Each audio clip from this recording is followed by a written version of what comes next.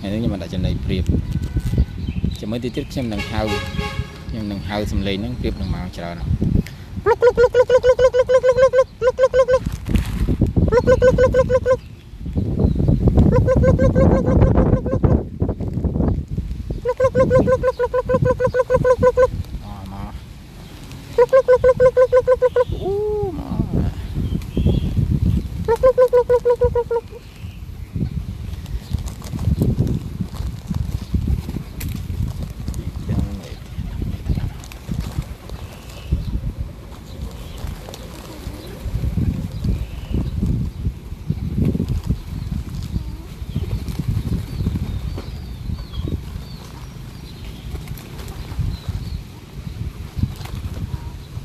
ទាំងមេទៀតនិយាយទៅនិយាយទៅ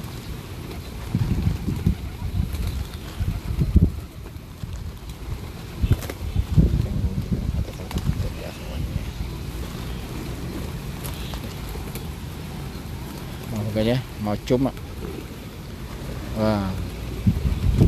មានការធ្វើកសលជាមួយសត្វដេរឆានឲ្យតែយើងមានសិលបរិសុទ្ធទៅគឺល្អមិនបាច់ធ្វើជាមួយមនុស្សក៏បានឬក៏បើបានធ្វើមួយមនុស្សទៀតក៏ល្អម្យ៉ាងដែរប៉ុន្តែគាត់ថាយើងធ្វើមួយមនុស្សមានពេលខ្លះយើងនៅមានវិបត្តិសេរី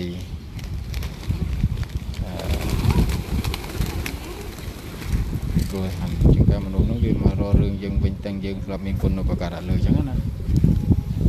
តែជាមួយសត្វព្រាបយើងអត់សូវមានបញ្ហាទេយើងឲ្យយើងចេញទៅអត់ជាប់ភូមិហែងហើយយើងចេញទៅ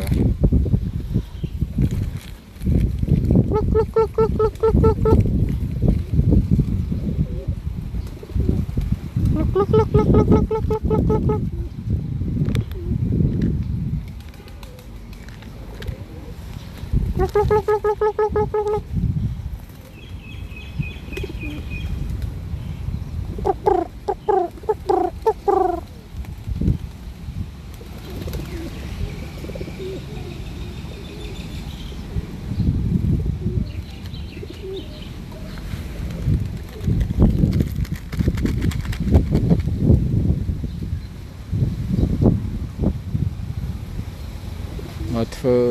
ទៀនជាមួយសត្វដេរឆានបានបនក្រៃលែងឲ្យតែយើងធ្វើតាមកិច្ចព្រះសម្មាសម្ពុទ្ធដែលណែនាំមាន